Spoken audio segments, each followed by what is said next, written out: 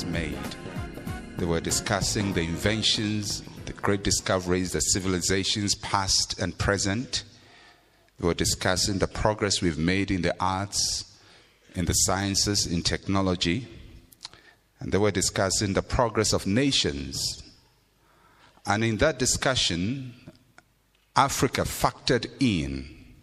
And a comment was made by some specialists or the other that at the current rate of growth, development, and progress of Africa, collectively, it would take Africa 250 years to be where the United States of America is today. At first I was angry because I thought, here we go again. They always want to put us down. But then over time, I began to take that statement very seriously. Because what the statement implied was that we have a development deficit of 250 years. That literally means that if the United States of America refuses to advance in science and technology for the next 250 years, that is the only chance we have to catch up. And you and I know they're never going to stop. And so we have this huge valley of development deficit, which we must fill up. The question is, how are we going to do it? A couple of years ago, I read a very interesting book which was titled The Wealth and Poverty of Nations. It traced the historical development of nations and why some are rich and others are poor. And when it related to Africa, there were many theories to explain our underdevelopment.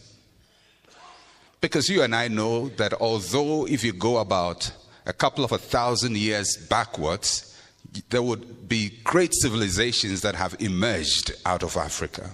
The great Zimbabwean civilization, which is now in Masvingo, is an example of the great development that has taken place on our continent. And then we've had great developments in West Africa, in South Africa, in East Africa.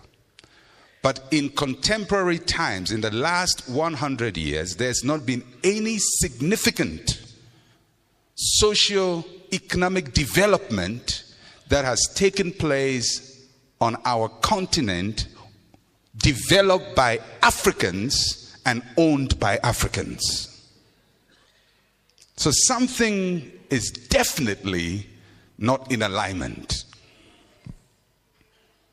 And there have been many explanations for why we are where we are. Some people say that we are where we are because of what we are. And those who say we are where we are because of what we are give an explanation that there is something wrong about our being. The black man used to be called the white man's burden. It was assumed that there was a genetic malfunction in the African brain that made it incapable of grasping the complex issues of life. And so some sociological studies or aspects have said that we are where we are because of what we are. There's something wrong with us. As a matter of fact, most Africans believe there is something wrong with us. Most of us believe there is something wrong with the blackness of our skin. Then there are also those who say that we are where we are because of where we are. The argument is that there is something wrong about the tropical regions of the world that makes them underdeveloped. Especially for those of us in West Africa who are near to the equator, it is assumed that the rays of the sun has done some damaging work on our brains. So our location doesn't help us. And then there are also those who say that we are where we are because of what they have done to us or how we've been treated. These are those who say that Africa is underdeveloped because the world has been unfair to us. They've treated us very badly. They've taken our minerals and they have mismanaged our countries. For all these arguments, there may be some observable truth, but there is no empirical truth. Because you and I know that great civilizations have emerged from Africa. As a matter of fact, it was the cradle of civilization. You and I know that the tropical countries have produced in recent times nations that have broken the barrier of third worldism. Small city-states like Singapore in tropical environments, Malaysia in a tropical environment have done it. So it doesn't hold that we are where we are because of where we are. So maybe it's because of the way they treated us. But you and I also know that when we had the opportunity to treat ourselves, we didn't treat ourselves any better.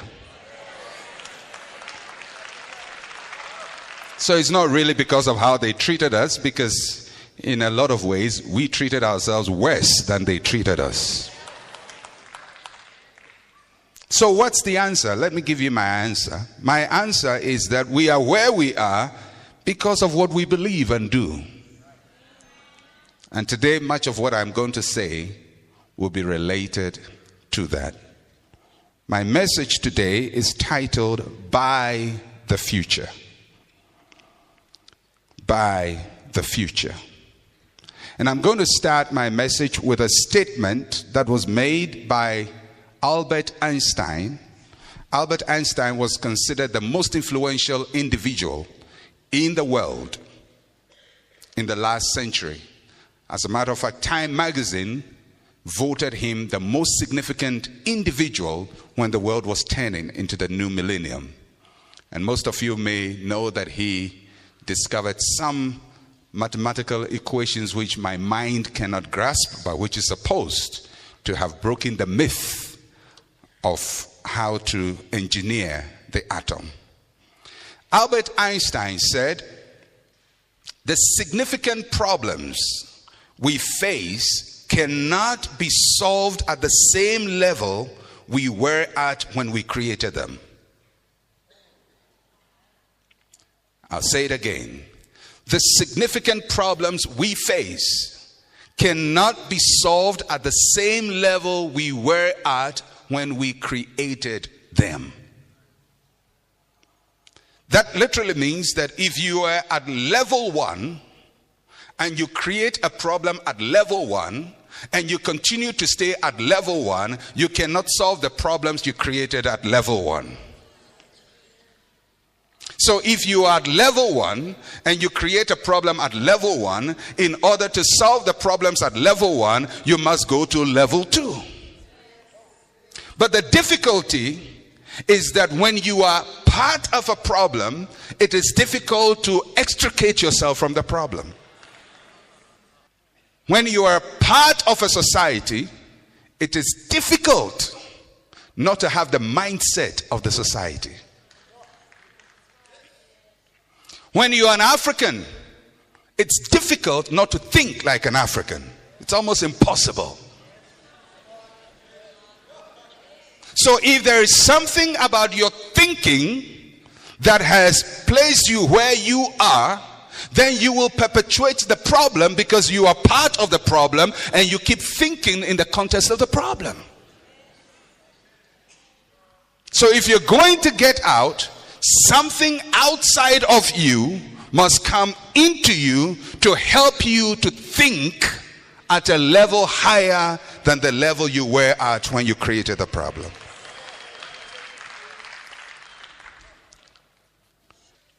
I am a proud African.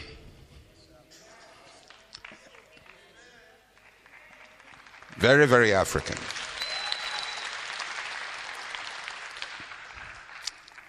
I am so African that I don't dress any other way except African.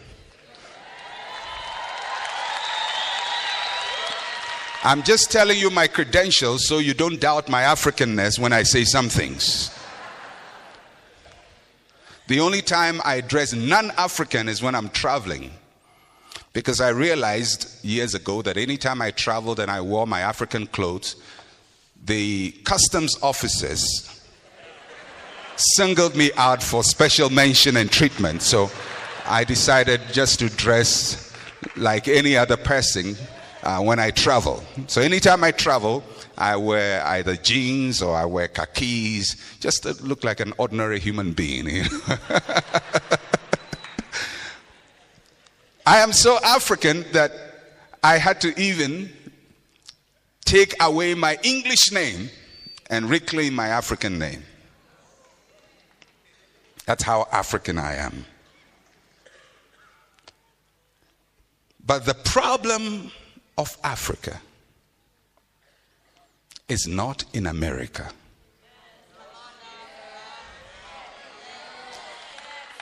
The problem was not created for us. We created the problem. And if we're going to solve the problem we created, then we have to lift ourselves from where we were when we created the problem in order to solve the problem. Until we are able to do that, we will always be victims of our problems. It is said that human beings are both creatures of their culture and the creators of their culture. That literally means that when you are in a place, you become what the culture is. But by the same token, you can also create a new culture.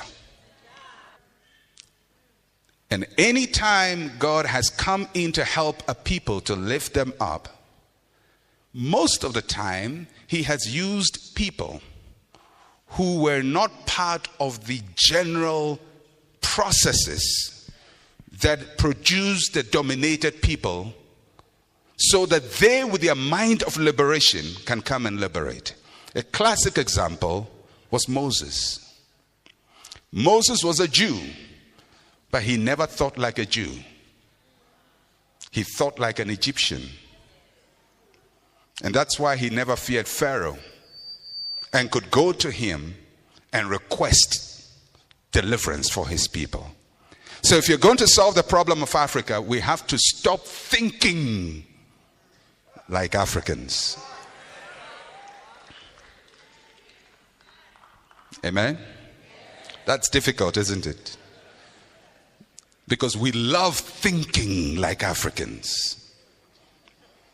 Turn with me, if you will, in your Bibles to Genesis chapter 25. And we're going to read from verse 20 to 34. And we're going to read a very interesting account. And I'm going to relate what we read to the context of Africa. I believe that God called me particularly for Africa. I may bless the rest of the world, but that's not my focus. Somebody told me once, he says, you are limiting your vision. And I said, what about Paul? He was called to the Gentiles. Did he limit his vision? As a matter of fact, Jesus told his disciples, you must only go to the lost sheep of the house of Israel. That was not limiting your vision. That was focusing on your assignment. it's important to focus, because your strength is maximized only on the things you focus on. All right. Genesis chapter 25 from verse 20 to 34. Isaac was 40 years old when he took Rebekah as wife, the daughter of Bethuel the Syrian of Paddan Aram, the sister of Laban the Syrian. Now Isaac pleaded with the Lord for his wife because she was barren, and the Lord granted her his plea, and Rebekah his wife conceived. But the children struggled together within her, and she said, "If all is well, why am I like this?" So they went to inquire of the Lord, and the Lord said to her, "Two nations are in your womb. Two peoples shall be separated from your body. One people shall be stronger than the other, and the older shall serve the younger." So when her days were fulfilled for her to give birth, indeed there were twins in her womb. And the first came out red. He was like a hairy garment all over. So they called his name Esau. Afterward his brother came out, and his hand took hold of Esau's heel. So his name was called Jacob. Isaac was 60 years old when she bore them. So the boys grew, and Esau was a skillful hunter, a man of the field, but Jacob was a mild man dwelling in tents. And Isaac loved Esau because he ate of his game, but Rebekah loved Jacob. Now Jacob cooked a stew, and Esau came in from the field, and he was weary. And Esau said to Jacob, "Please feed me with that same red stew, for I'm weary." Therefore his name was called Edom. But Jacob said, "Sell me your birthright as of this day." And Esau said, "Look, I'm about to die, so what is this birthright to me?" Then Jacob said, "Swear to me as of this day." So he swore to him and sold his birthright to Jacob. And Jacob gave Esau bread and stew of lentils. Then he ate and drank, arose and went his way. Thus Esau despised his birthright.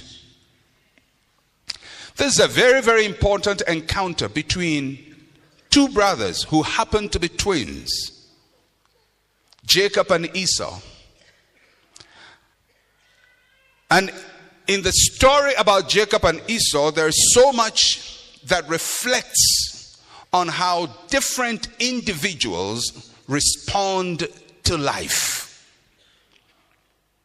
Two people born by the same parents, conceived in one womb at the same time, raised in the same family by the same parents, in the same culture, in the same village, grew up with two separate value systems and responded to life very differently. And what we're going to look at today concerning Jacob and Esau, we're going to look at three things immediately. First, we're going to look at the prophetic positioning of Jacob and Esau. The prophetic positioning.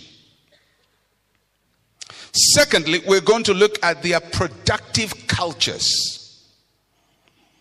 And number three, we're going to look at their purpose and value systems, and how all these three impacted on their destinies.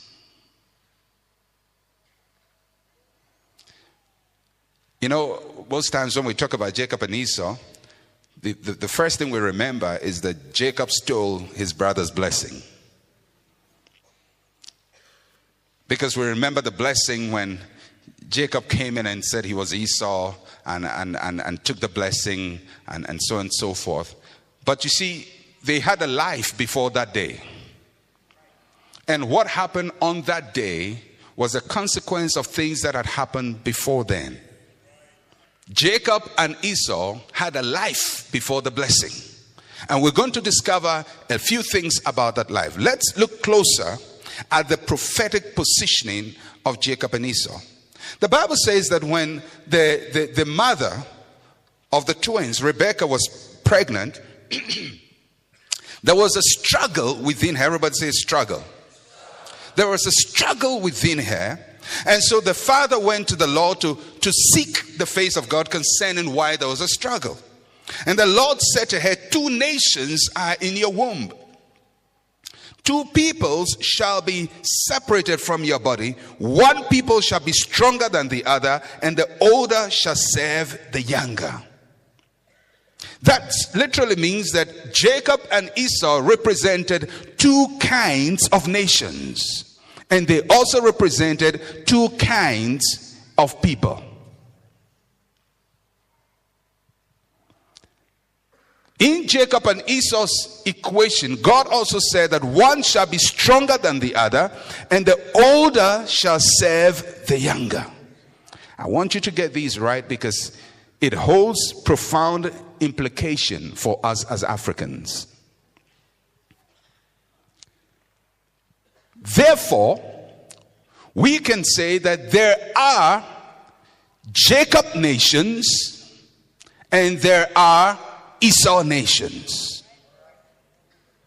There are Jacob people and there are Esau people.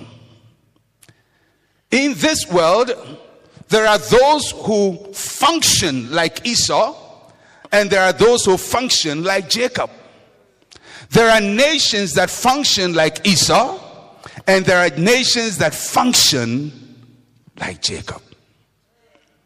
If you are a Jacob nation, you will get Jacob results.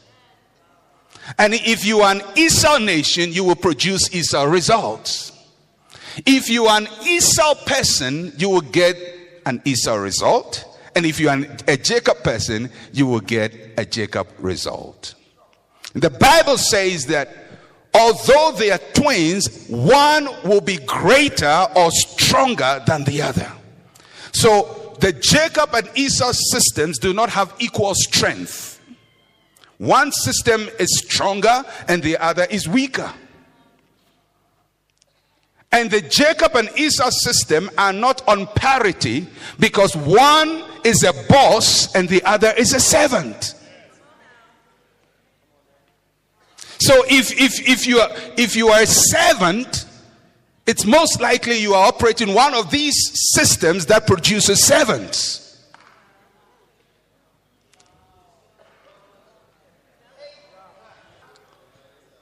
And the interesting thing is that he says the older shall serve the younger. The older system serves the newer system. So between the Jacob and Esau system, one operates with old systems and the other operates with new systems.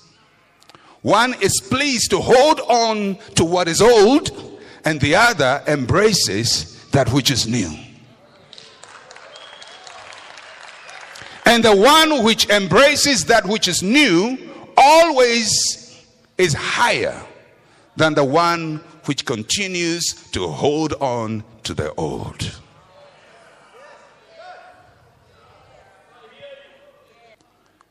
We're just laying the foundation. The second thing I want you to note is the productive culture of the two individuals. The productive culture. First, we look at the prophetic positioning. If you work with one of the systems, you're going to be a servant. If you work with the other, you're going to rule. Now let's look at the productive culture. What's a productive culture? Productive culture is the means by which people or nations produce. Your nation produces some things, isn't it? My nation produces some things. The population of Africa as a whole, as at now, is about 600 million people.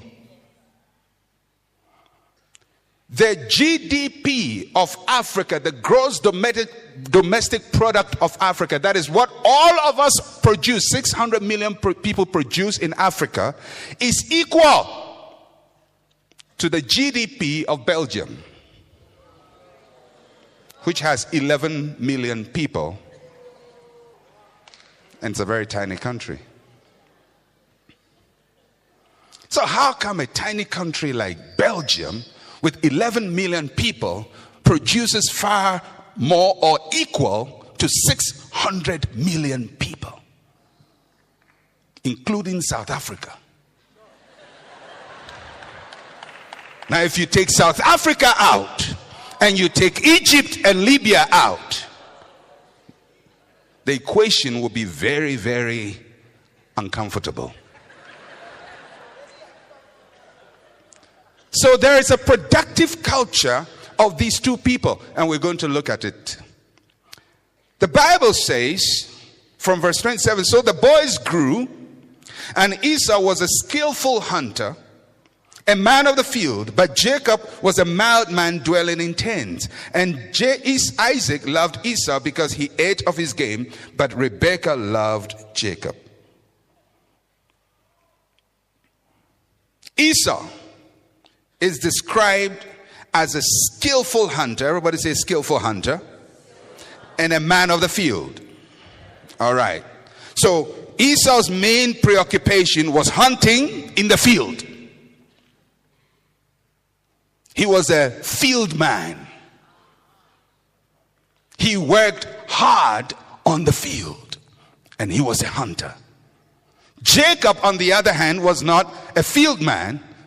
He was almost the opposite of Esau. The Bible describes him as a mild man dwelling in tents. Opposite. That phrase, mild man, means a contemplative person. That literally means a person who thinks. I'm sure Esau thought too,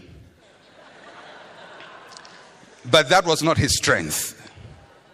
The main thing that stood out with Esau was that he was a hunter in the wild. But Jacob was a thoughtful, contemplative, ideas-oriented person. And he didn't dwell in the field. He dwelled in tents. So whereas Esau liked the harsh environments, Jacob was always oriented towards creating comfort for himself. And dwelling in tents also meant that his work was not in the field. His work was always around him.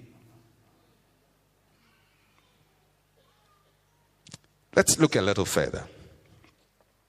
Esau is a hunter. What does a hunter do? A hunter uses his physical strength to produce. That's what a hunter does. He uses physical energy to produce.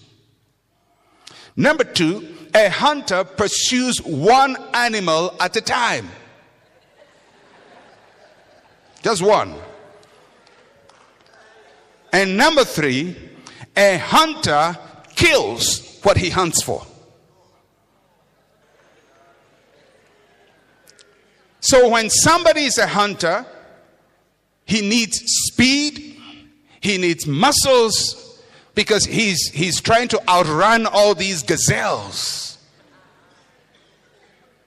And he has a spear in hand running after the gazelles. And he has to run faster than them.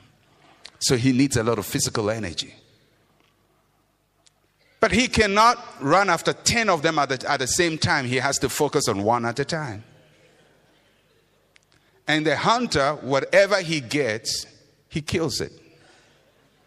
So if he works so hard to produce something, he kills what he produces.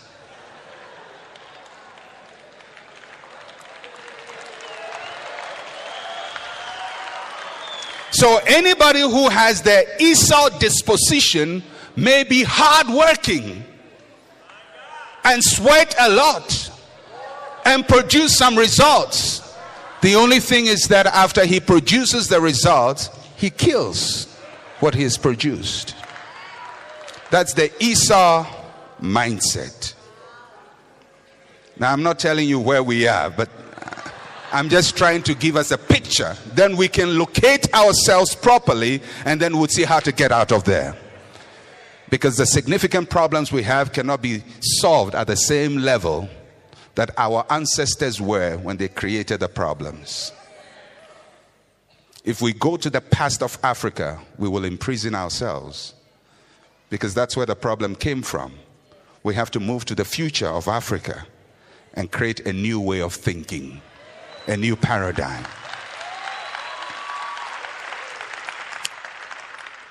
What about Jacob? Jacob is described as a mild man. Another phrase for a mild man is a cultivator. A cultivator. One who produces things and multiplies things. And what does a cultivator do? He uses ideas to produce. Jacob does not use physical strength to produce. He uses ideas to produce. Number 2, Jacob works with several animals at a time. And number 3, Jacob grows and increases what he has. You see, between Jacob and Esau, if Jacob and Esau were together and both of them saw a gazelle or a buffalo, their approach to that animal will be different. It's the same buffalo, it's the same gazelle, it's the same antelope, the same whatever it is, but they would approach it differently. Esau would say, kill it and eat it now, because he's a hunter. Jacob would say, take it home and breed it and multiply it. So with the Jacob system, over time you don't need to go to the field again. That's why he's a tent man, because everything he has, he multiplies. And because he multiplies, he stays around.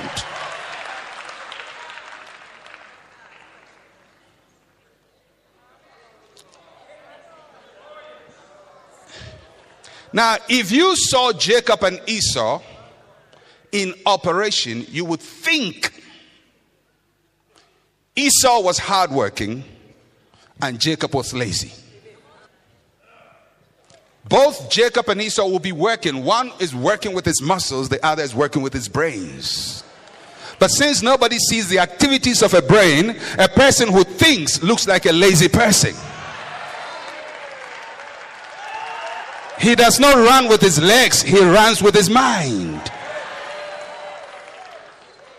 And so he's producing ideas and he's thinking of improved technology and enhanced methodology and how to increase his stock.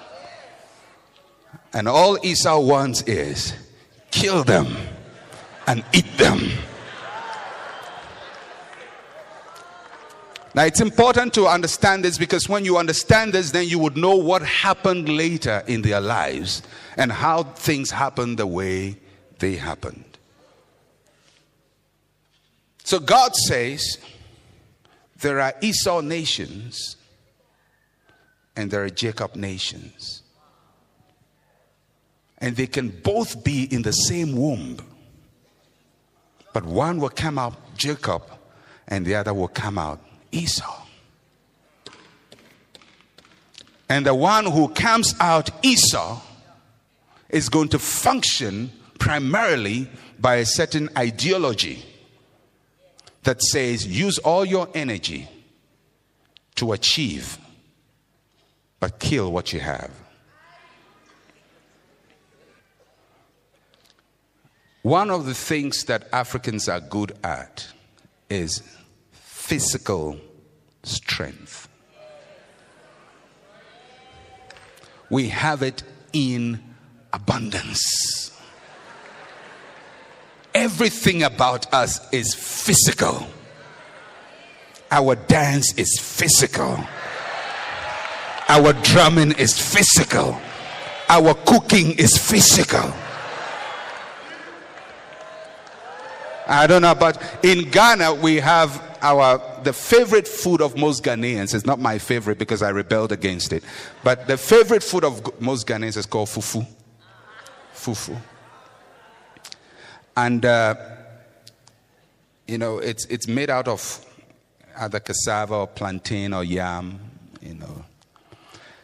You boil them, you put them into a mortar, and you pound. You pound that thing for about 30 minutes before you eat it. So people work hard before they eat. And I said, why do we have to do this? They said, well, that's how it was done in the olden days. In the old days, that's how it's done. We have to do it this way. A Ghanaian, about 20 or 30 years ago, a gentleman invented a machine to produce the fufu. I think it was a blending system. And after he manufactured it, he couldn't get market for his product. Because the people said, when you produce the fufu in this way, it loses its taste.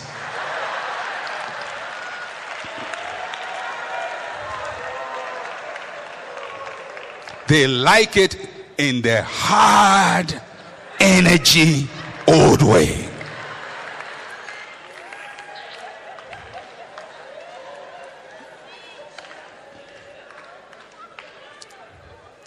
Lord have mercy. But that simple example tells you the productive culture of the people. That is why it's easy to put us to hard labor. Did you know that we were not the first option for slavery? We were not the first option. The Europeans did not consider us first to be enslaved. They tried the Indians.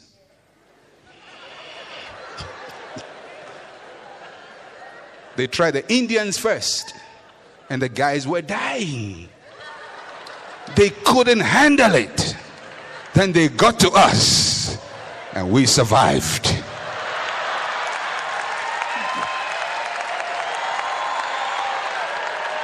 Lord have mercy. Hard-working people.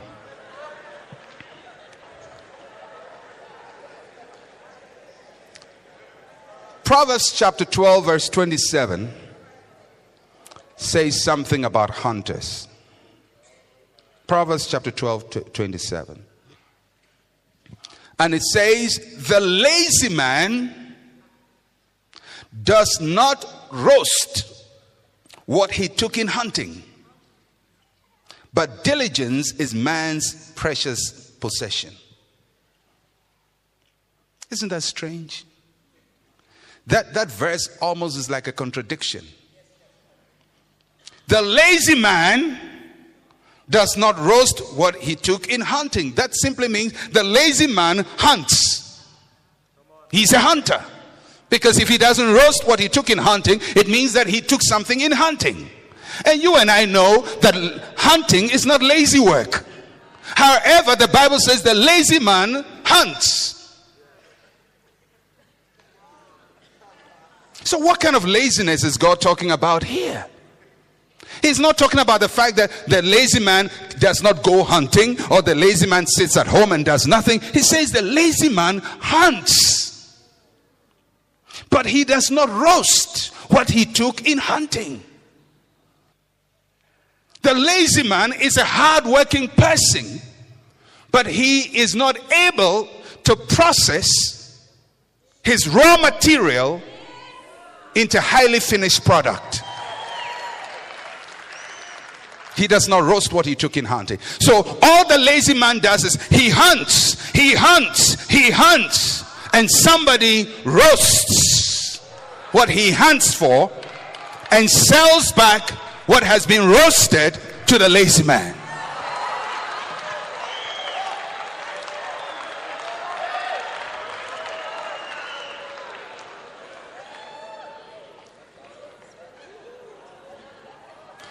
So why is Belgium richer than Africa?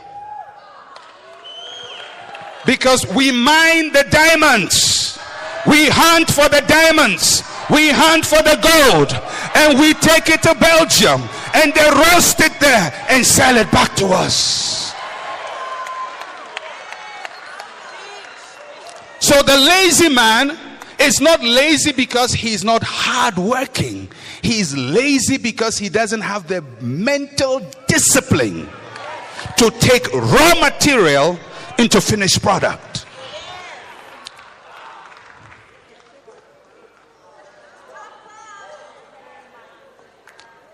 And that's why when you look at our continent, we don't look to be lazy. Because we are working on the coal fields and the gold fields and the diamond fields, and we're working so hard and sweating so hard, and yet we are poor. And our nations are producing so much. But Africa's greatest trade partners are not in Africa. They're in Europe. We ship diamonds to Europe, gold to Europe. Name it, we have it. But you know, when you take a piece of gold to Europe and it's processed, refined, its market value will be about 50 times your raw material. So guess what? If he decides to sell you what you gave to him, you're going to use 50 times labor to buy what he's now bringing you. So there will always be a trade deficit, because you produce 50 times for him to produce one.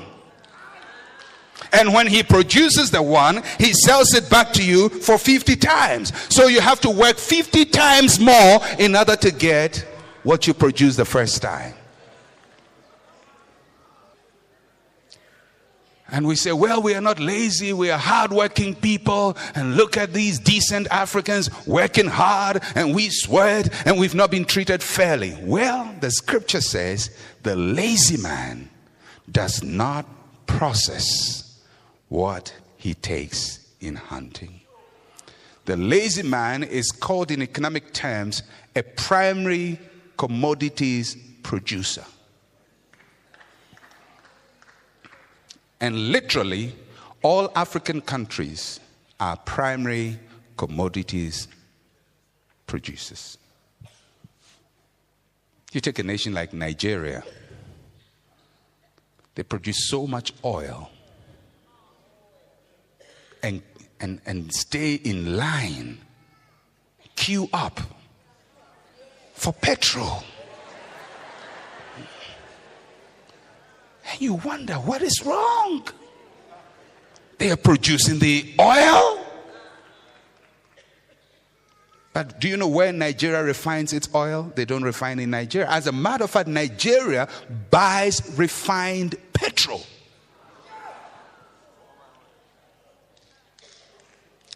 So, no matter how much physical, natural resources God gives our nations, if we don't change our productive culture, we will always be poor. You can have oil wells in Zimbabwe, it will not change much. Nigeria has it. Angola has oil. Go to Angola. The poverty. They produce oil. Go to Equatorial Guinea. They have oil. And yet they are poor. So the solution is not exploitation of natural resources. The solution is the Esau mindset must yield to a Jacob mindset. Otherwise, we will work hard. My country, Ghana, we used to be called the Gold Coast. The British called us Gold Coast because they got a lot of gold from us. I would never forget the first time I went to England and went to London and went to see Buckingham Palace. And I saw this beautiful edifice, and they had all those things that had gold ornaments on them. And I know that Britain does not produce gold. It produces coal. It's black. So how come the Queen of England has all this gold? Where did she get it from? From Esau. From Esau. From Esau, who only produces and never considers roasting. So if you look at most of our nations, there's environmental degradation. We're cutting down all our forests for timber. We're exploiting all our nation for gold. We are digging up everything. And the more we dig, the poorer we become. If any nation on earth should be rich, it should be DRC. They have everything. They have plutonium. They have, name it, they have it. Platinum, gold, diamonds, oil. Everything grows. You spit and it will grow a tree. And yet, you look at a nation like that, they don't even have access roads.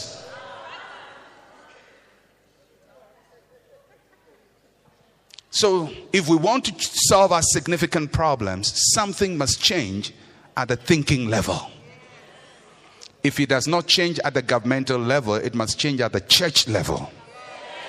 And from the church level, we can impact the governmental level.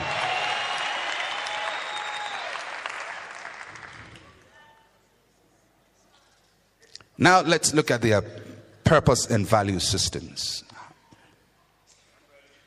How did these two systems, the Jacob and Esau system, value things?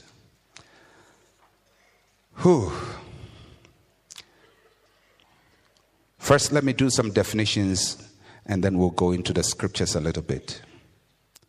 When we talk about a sense of purpose, we mean how you see your role in life.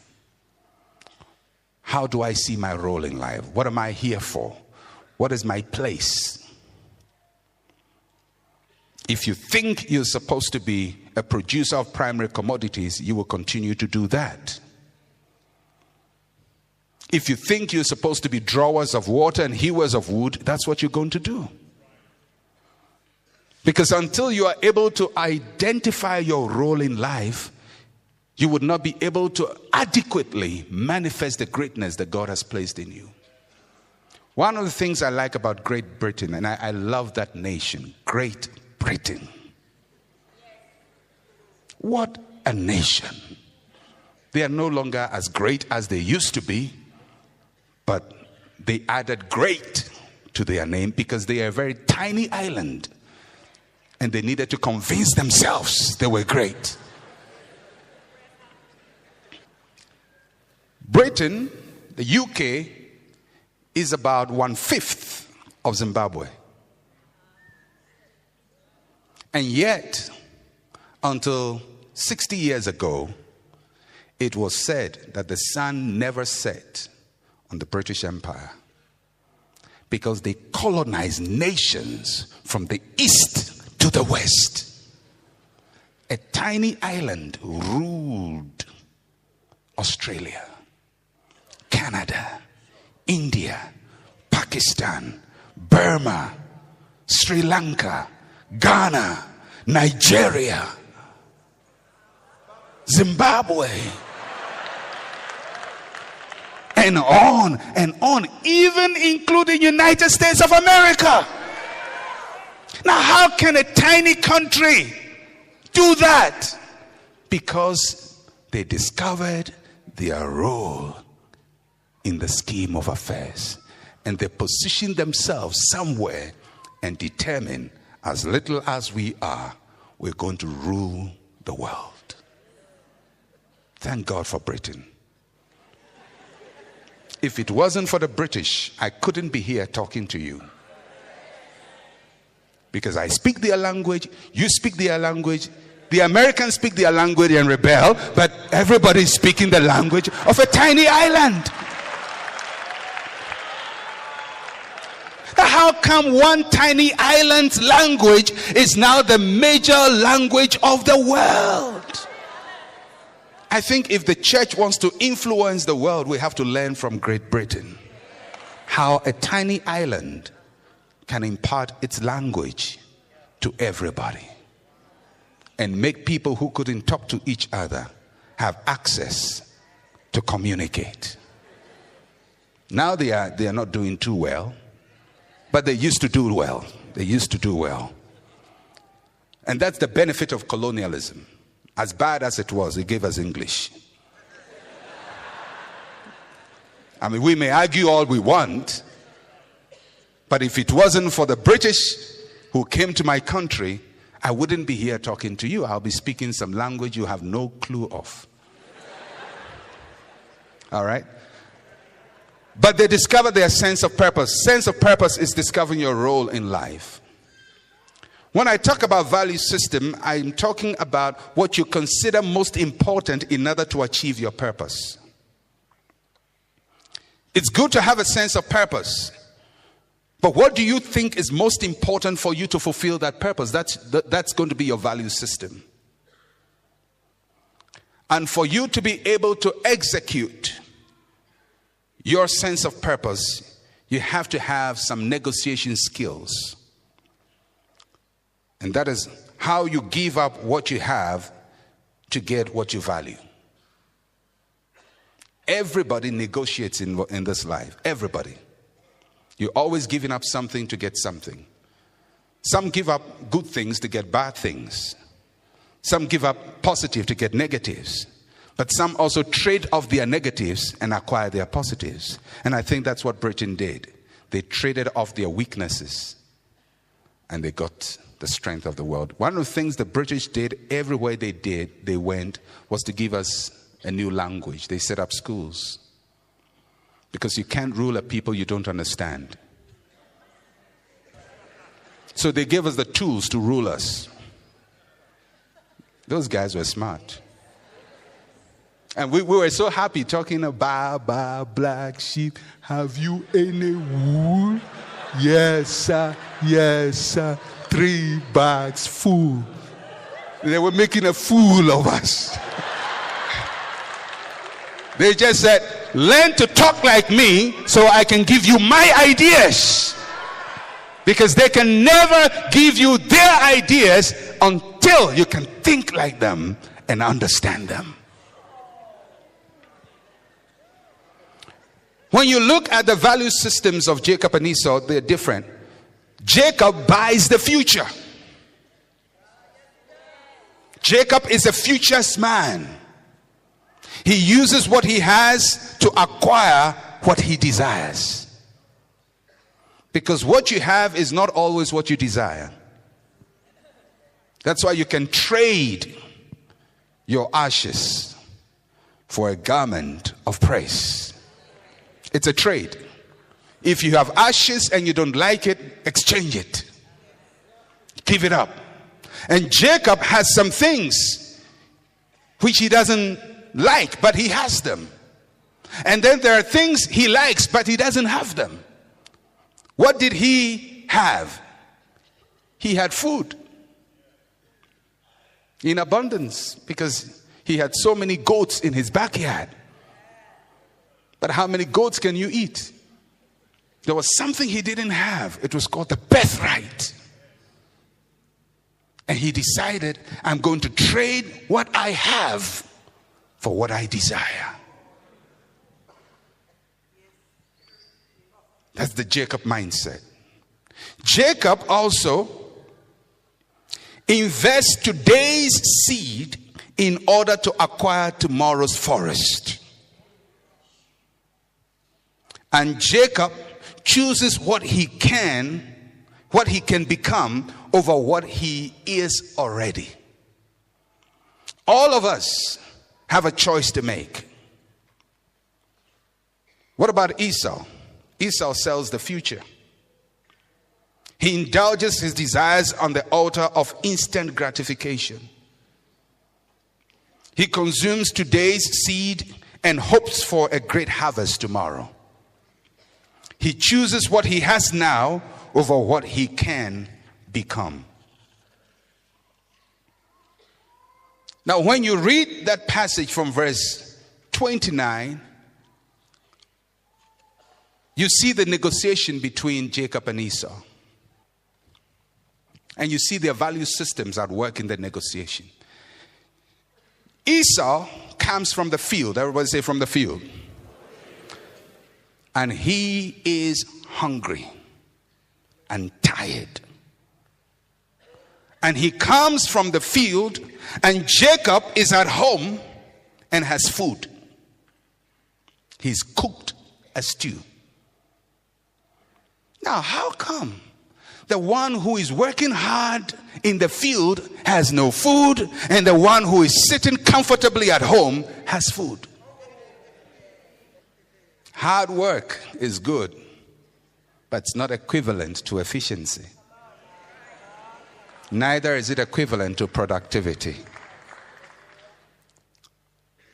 So the guy was eating some stew, nice stew. I'm sure he had just worked. It was evening. He had washed down. He had some good cologne on him. He had some nice sandals, relaxed, reclined, food by him, smelling good. And Esau comes, sweaty, dirty, and hungry. So the one who is working hard has no food. The one who seems to be lazy has food. So where did Jacob get the ingredients for his stew? I'm sure he got it from Esau, because he never went to the field. I'm sure one day Esau brought some goats or some gazelle, wounded, hurt, and he was going to kill them.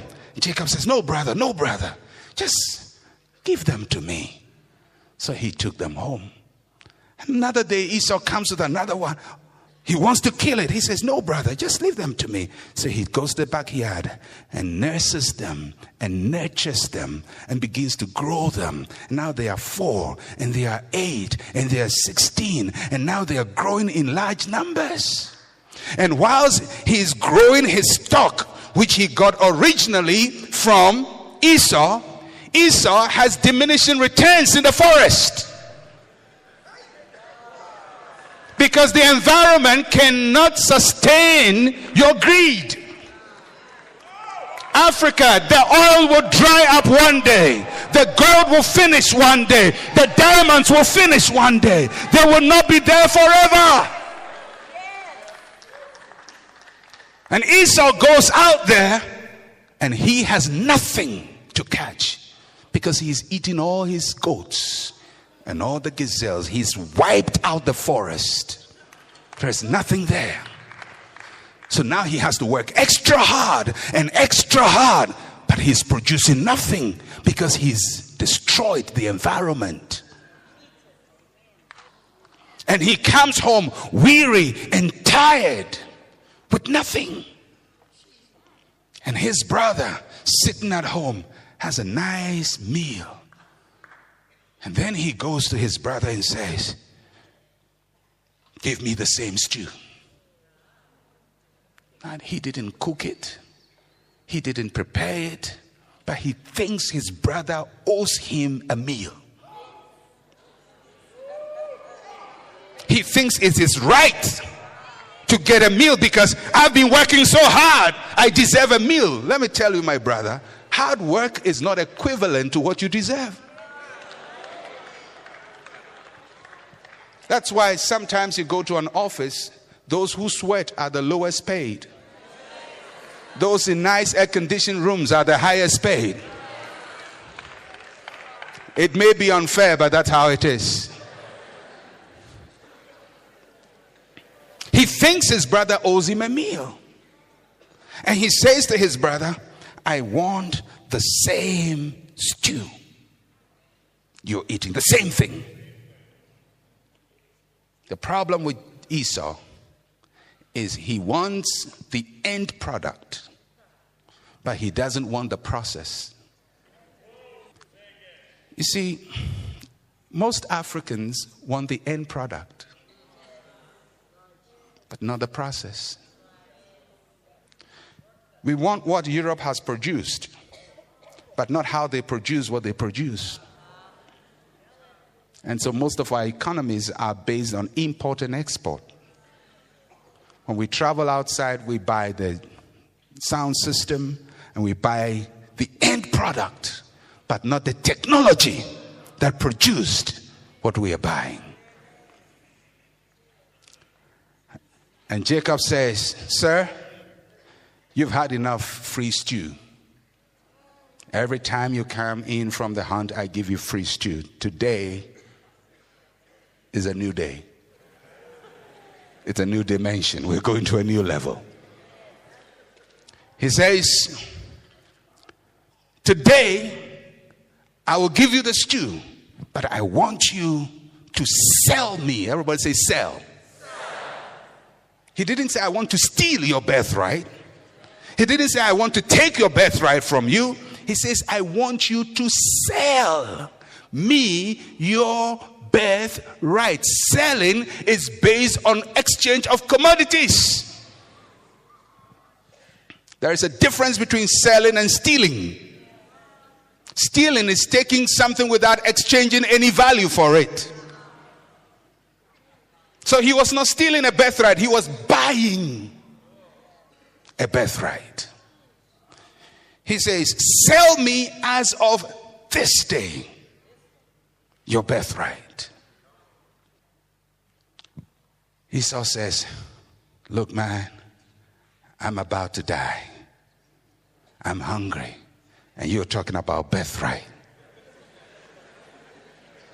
When man is hungry, you're talking about birthright. Who has ever eaten birthright? Nobody eats birthright. I need some stew." And Jacob says, "Fine, I will give you the stew.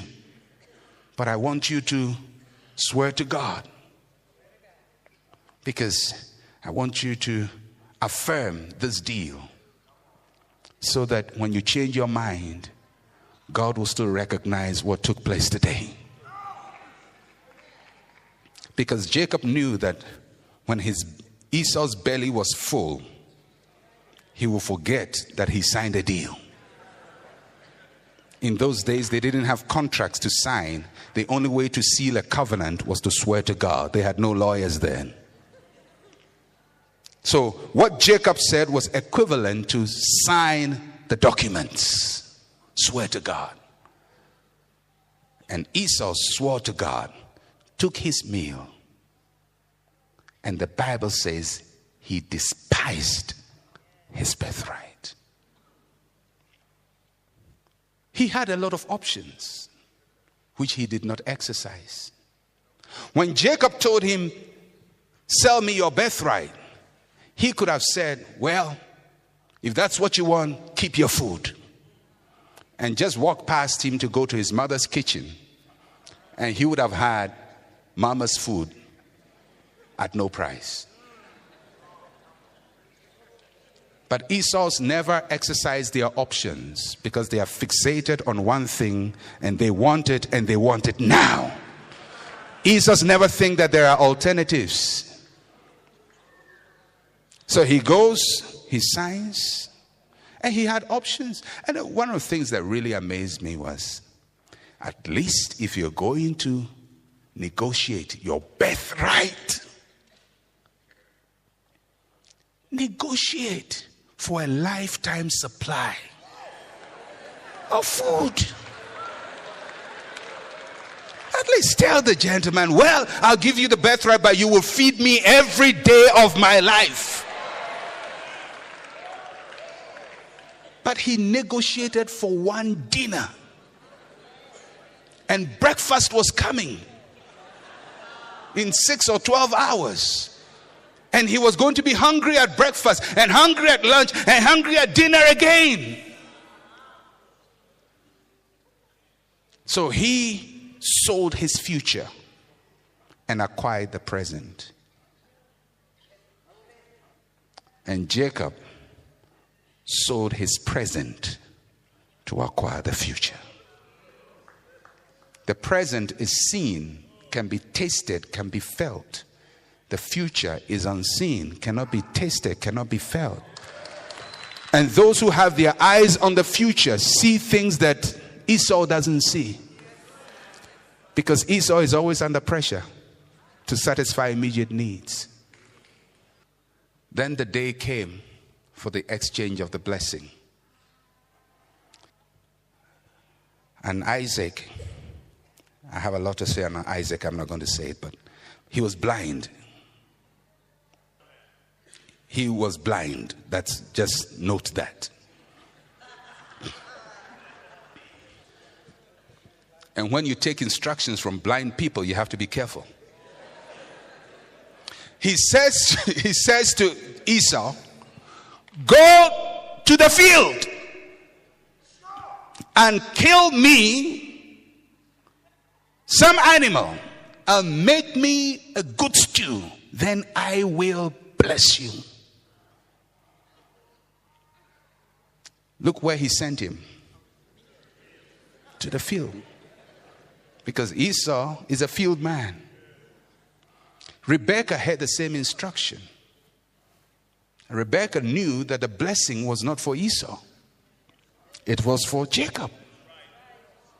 As a matter of fact, as a decent, fair-minded person, Esau should have told his father, you know, Dad, 20 years ago we had a negotiation and I passed this thing on to my brother Jacob. He owns it, so don't bless me, just bless him because he bought the birthright legally. But Esau was a crook. Esau sold the birthright and wanted to steal it again. Now, most times we say it's Jacob who stole the birthright. Jacob didn't steal anything. The thief was Esau. He was attempting robbery. So, whilst he's out sweating in the field, working hard, working African gentleman, Jacob's mother says, you know what? Just go to the back of the house and get one of the goats.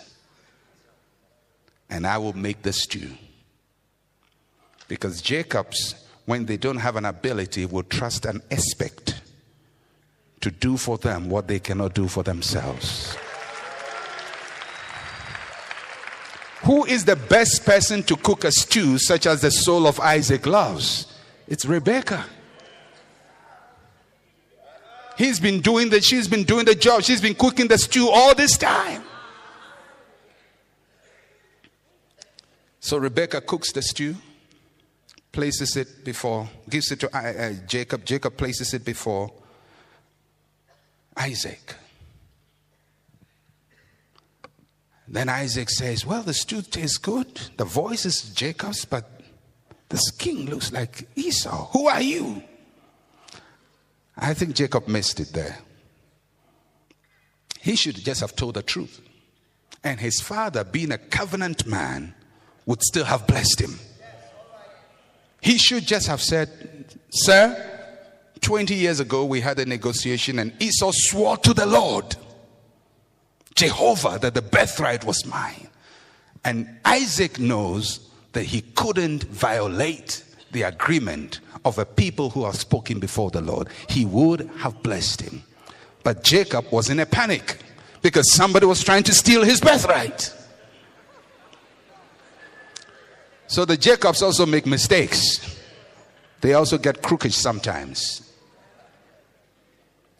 So he says, I'm Esau.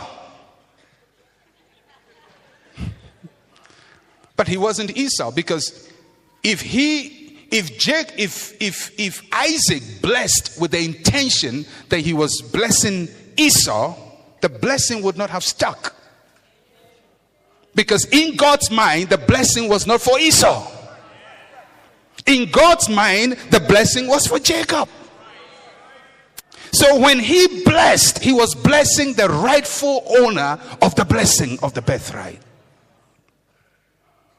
And the blessing stuck. I've heard people say, well, Jacob was a crook. He stole the birthright. If he had stolen it, God couldn't have blessed what he had stolen. When Esau came back and required for the birthright, he could have received the birthright, because all God would say was that the first guy stole it. And if a thief is caught, it will be restored 7 times. So give it back to Esau. But he was not a thief. He was a rightful owner of the birthright. And the blessing stuck on him. Then Esau comes back and he's angry. And he says, I'm going to kill you. You know, many times when I hear our governments complaining after we have signed agreements and signed negotiations, we sat with our 2 eyes and our brains in our head and we negotiated a deal, and then we get angry and said, well, the world is unfair. What were you doing in that conference office? Were you drinking tea or coffee? What were you there for? And let me tell you, friends, there are Jacob nations, there are Jacob Esau nations, and there are Jacob people and Esau people. And if you are an Esau, woe on you when you sit with a Jacob, because a Jacob will take from you everything you don't value. And woe on you when you negotiate with somebody who sees more potential in you than you see in yourself. He sees who you are going to become, and you only see what you have become. It happens all the time to sportsmen, isn't it? There is a guy who is a boxing promoter. He has quite a strange hairstyle.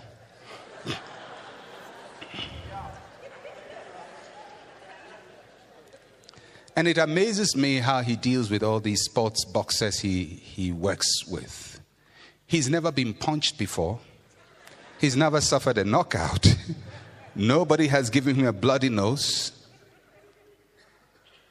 But he takes all these kids and puts them in the ring and allows them to be beaten. And he gets the money. And then later on, everybody complains, he cheated us, he cheated. But they signed the deal. Do you know why he gets them all the time? Because he always goes for hungry people with strength. And people who are hungry don't think. So let me give you a few tips for negotiation, then I'll continue this tomorrow night. I'm going to talk tomorrow about how to break the cycle. Tomorrow, we're going to talk about that. Just a few things. Number one, don't ever negotiate when you're hungry. Don't do it. When you're hungry, sleep. Keep your hunger to yourself. Pray about it.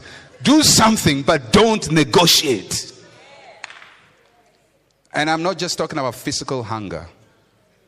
When you are so hungry for something, you can easily be manipulated because you lose your perspectives and your value system becomes lopsided. So when you're hungry, I don't know what you're hungry for, whether it's for a house. I read, what's his name? Mr. Trump, Donald Trump's book, The Art of the Deal. And he was talking about how he buys all those properties, once in a while he gets into trouble. But he talked about how he buys all the property. And he says, I'm never under pressure to buy anything. If he negotiates and you don't want to sell to him, he gives you a deal, you don't want it, he would leave it. Because he puts the pressure on you. In a negotiation, anyone who knows how to transfer pressure on you would always be relaxed and you will be under pressure. It's like when you're negotiating with somebody at the table and the person keeps tapping on the table as if he's impatient. And once you get the feeling that he's impatient. You want to rush through to give him what he's asking for because you don't want him to feel bad. It's a trick. If he's impatient, you say, sir, I think you're under stress now. Let's take a break. Never negotiate when you are tired. Don't do that. Because when you are tired, you want relief instantly. It's unfortunate that most African nations negotiate when they are weary and tired.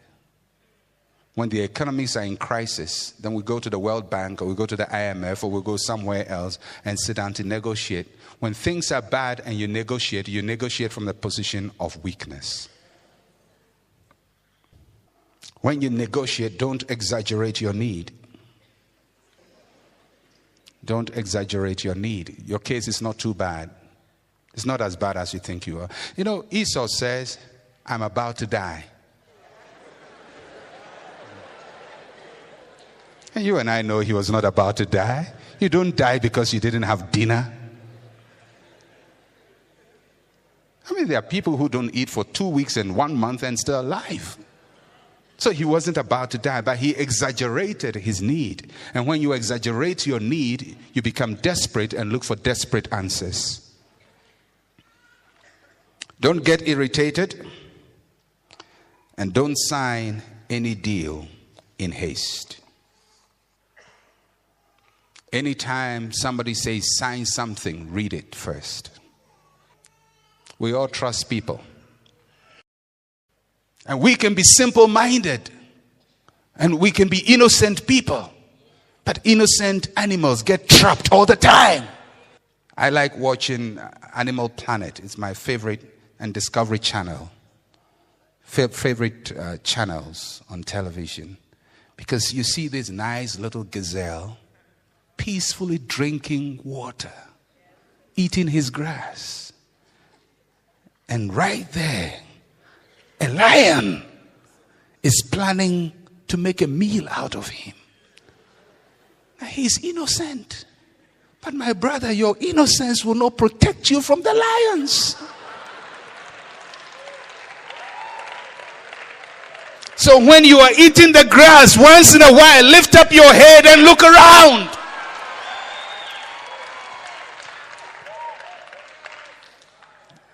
And if we're going to turn the destiny of Africa, a new generation of Africans must arise.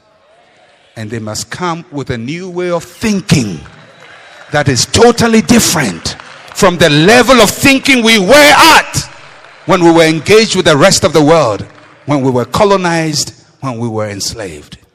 If we have the thinking of our ancestors, we will repeat their mistakes.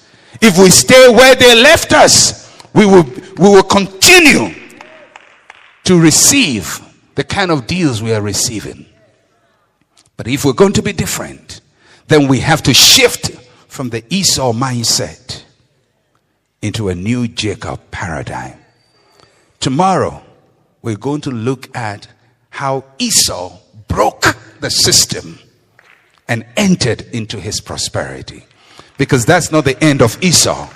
You'll find out that he changed his situation and he turned the situation around. Let's rise up on our feet. Lift up your hands to God. I don't know who you are, whether you are a Jacob or you are an Esau, but I want you to talk to God and say, Lord, give me a new mindset. Touch my mind. Create a new mind. Create a new understanding in my mind. I don't just want to work hard. I don't just want to labor. I don't just want to sweat. I want, oh God, to be productive. I want my nation to be productive. I need a new mind, a new African mind, a new thinking from Africa.